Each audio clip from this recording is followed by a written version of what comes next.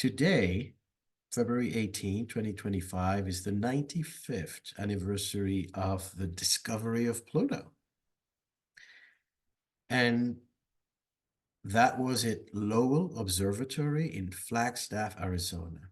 So we went there with friends and colleagues, fellow astrologers, to celebrate. There were several activities and presentations and exhibits, and we could also look at the telescopes.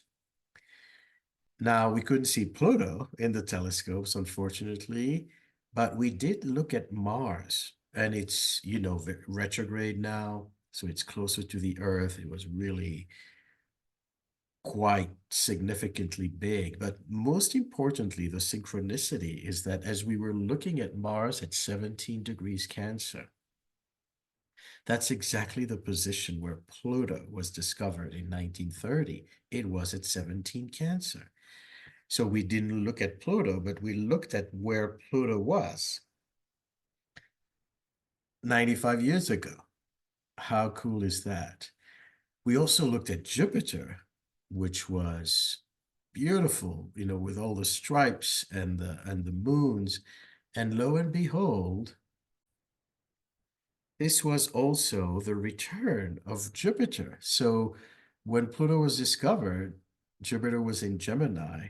And when we looked at it, it was also pretty close in Gemini. So we also looked back in the present and the past. When a planet is discovered, there are usually world events that capture the energy of that planet. And when Uranus was discovered, it was the Industrial Revolution, and a lot of a lot of political revolutions as well, including the United States. But then when Pluto was discovered, it was just on the aftermath of the stock market crash. So November, late October 1929, the stock market collapsed on Wall Street, and that basically led to the Great Depression, which was one of the worst economic times. So Pluto represents this kind of crash, destruction, and of course, the shadow work, the insecurity, the need to look at limitation, what led to this collapse. And of course, this was also the beginning of the rise of Nazism. Soon after, in 1933, Hitler was actually elected in Germany. At the same time, Franklin Roosevelt was elected in the United States, and he was definitely, the force of good in many ways. So you had these two big figures representing light and dark. Now, what is very Plutonian is that obviously World War II followed in 1939. But because the United States was anticipating the rise and the threat of Nazism, they also constructed the atomic bomb, which is, the most destructive weapon ever created at the time. So, very Plutonian events, the threat of destruction, the need to beef up the defense, weapon industry is definitely Plutonian, and then the power. And of course, later, if we follow that sequence, the drop of the atomic bombs in Japan on very, key dates as well. Another talk. What was so relevant at Pluto's discovery, not only, is Mars now kind of reigniting that degree as its station to go direct after its retrograde period, but that was and is also the north node of Pluto. So every planet has a nodal axis. We are very familiar with the nodes of the moon. That's where the eclipses occur. But each planet has a point of intersection where that planet crosses the sun's path, the ecliptic. So Pluto and the sun meet at 18 degrees Cancer. And Pluto was right on that intersection point. So it's not a surprise that we had so many dramatic, interesting events that were very Plutonic. Now, with death and with destruction and the threat of destruction also comes resurrection. As I mentioned, with the Great Depression and this kind of economic contraction, was also the birth of Social Security.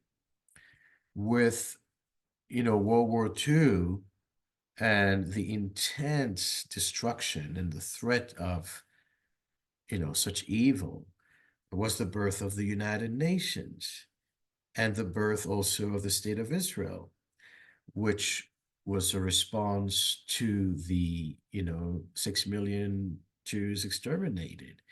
Other events that followed were also, the formation of India and then Pakistan. Interesting partitions of these two countries.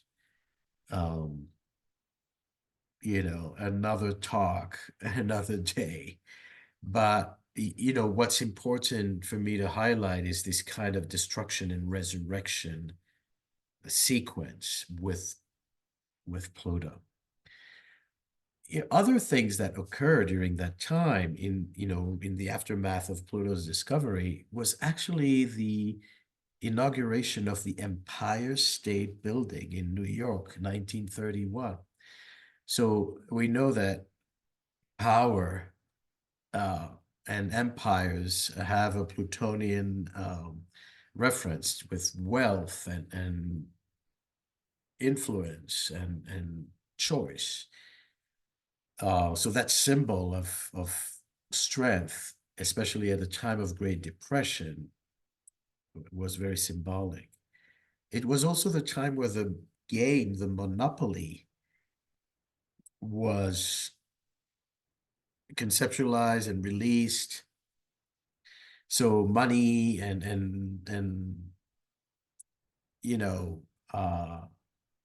financial wealth, how to generate wealth. It was also the end of the Prohibition, which was the time where alcohol was forbidden in the United States.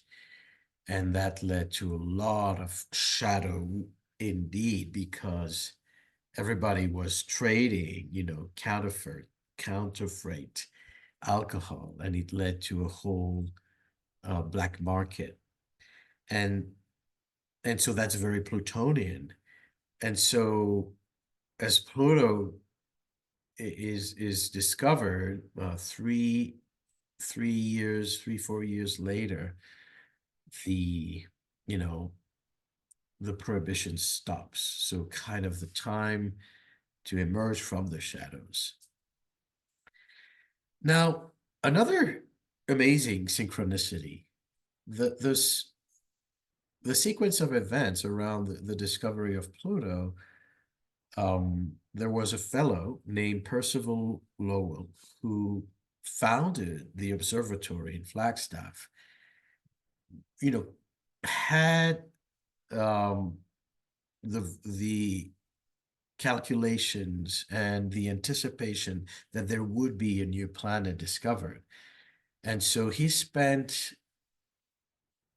a lot of time exploring the skies, but at least 10 years of his life, his last 10 years, trying to find that planet X. And he died before the actual discovery.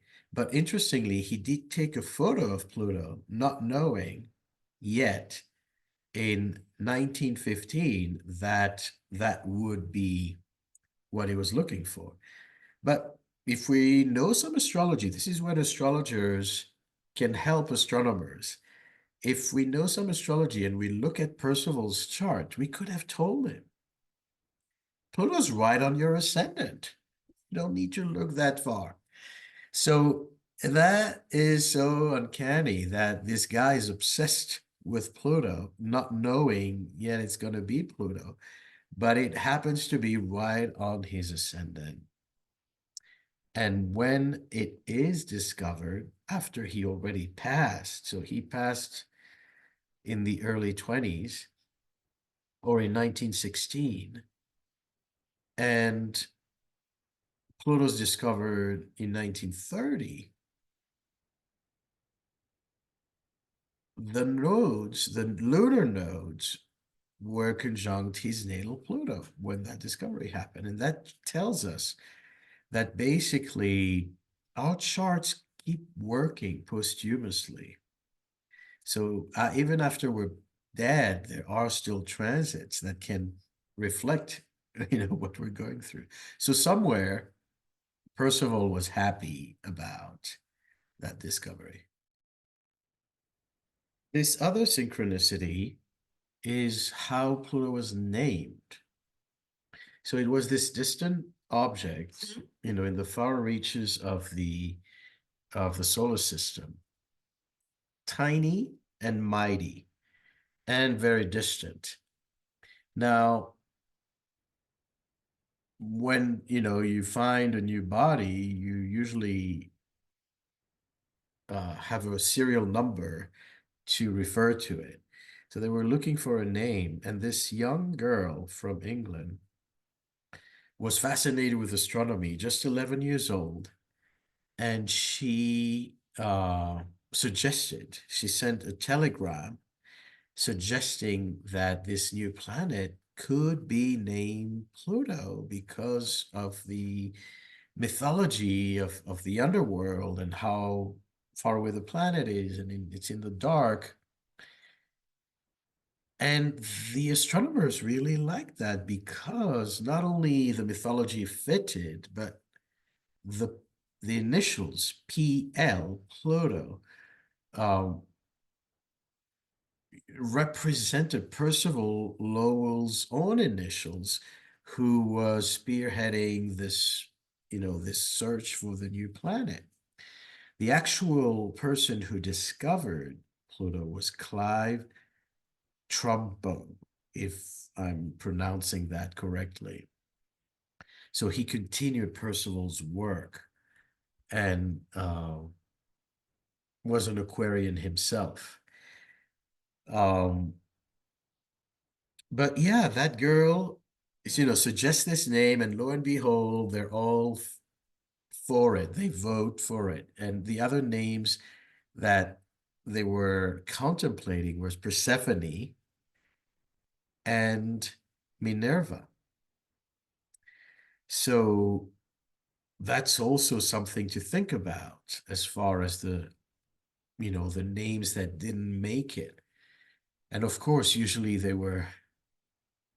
it's interesting that they were favoring male names, and and yet two female names were contenders. So when we look at the chart of this young girl, Venetia Burney, her sun is 18 degrees Cancer. Pluto was right on it when it was discovered and when she suggested the names. Now, the sun has everything to do with recognition and naming. So that's when astrology gets very spooky, right? She names the planet Pluto, has this epiphany, and it's accepted when Pluto's on her sun. Those of you who are familiar with Dwads, Dwads is a division of every sign into sub signs and sub degrees. And the 17 and a half, 18 degrees Cancer, which is where Pluto was and where her sun was, is an Aquarius subdegree. So it's Cancer, but it has this layer of Aquarius, which makes total sense with her love for astronomy and sciences, and with the fact that, Pluto was found when it was on this Aquarian degree. So when you look at her chart, you also notice that natally, she has a Pluto-Jupiter in conjunction, and Jupiter is in Gemini, which also has to do with words. And so she found the word Jupiter in Gemini for the planet Pluto.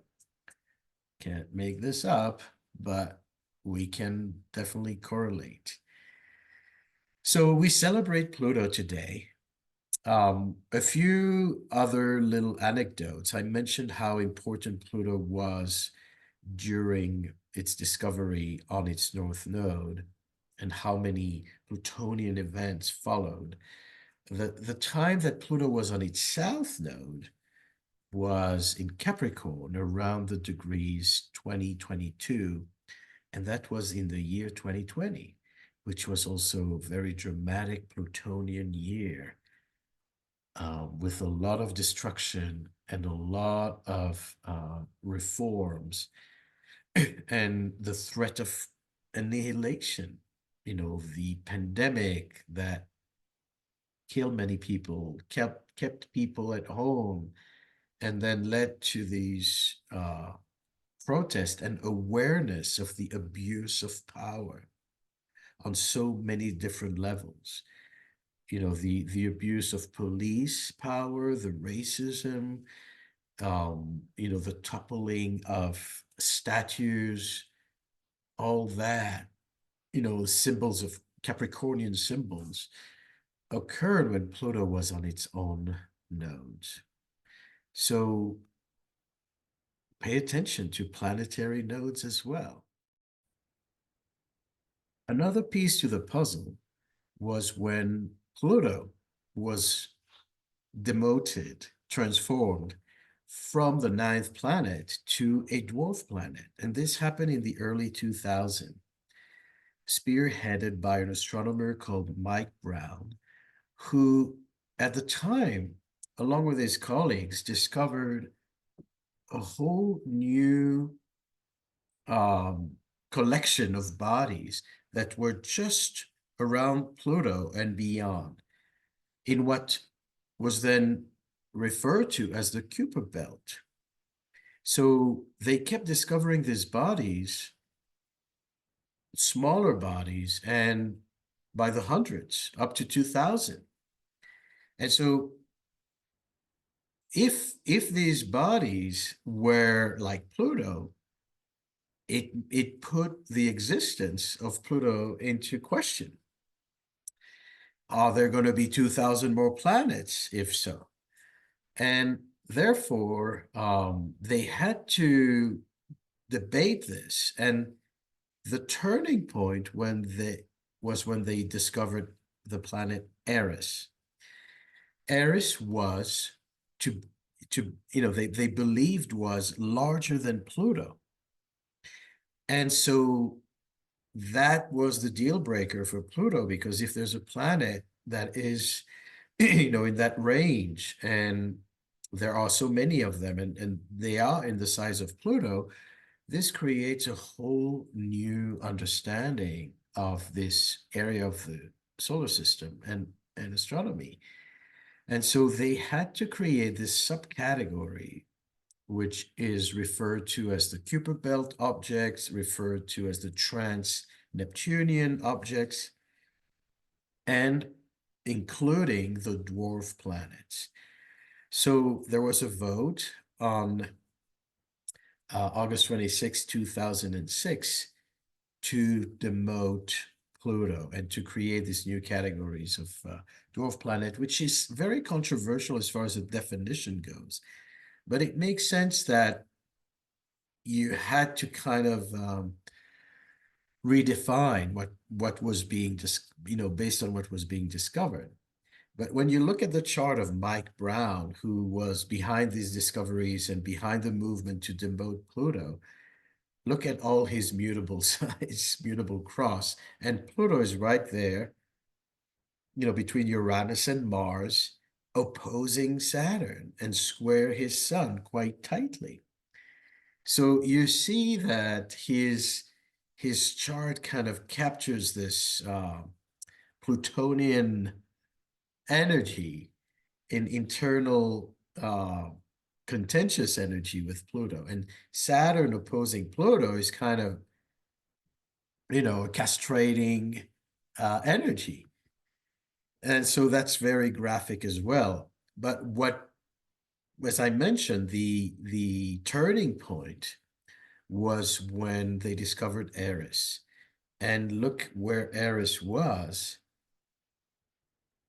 just on his angles as this whole thing was happening. Now, remember, it was controversial. People were, in camps like, no, we shouldn't. Yes, we should. And the majority ended up voting for the demotion. But it really captures the mythology of Eris, who was the goddess of discord. And so she definitely played a trick on Pluto. And in many ways, Eris represents the inconvenient truth, some kind of need to acknowledge something that's really unpleasant. And it's the truth, but it's not a pleasant truth. And so seeing Eris kind of really instrumental in this time um, was very graphic. And interestingly, Eris was trining Pluto in the sky when this whole drama unfolded. Maybe this means that trines are not so friendly, or that Pluto was actually fine with it. Who knows? Now Pluto's in Aquarius, and what we're also looking at as Pluto in Aquarius is really opening, the mind to more space exploration, to more greater discoveries, maybe life on exoplanets.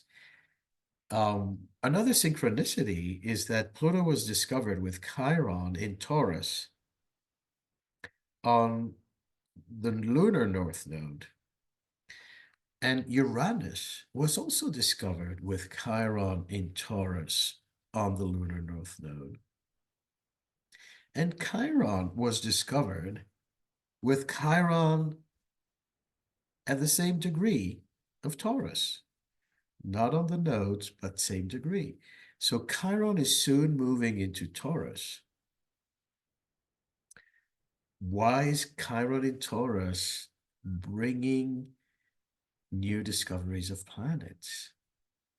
I will definitely speak about Chiron in Taurus, at greater length. So stay tuned and happy Discovery Day. We are very, I will say, I won't say delighted, but we are very blessed to have found and discovered Pluto and under, you know, understanding the therapeutic, the psychological qualities that Pluto has revealed for our civilization.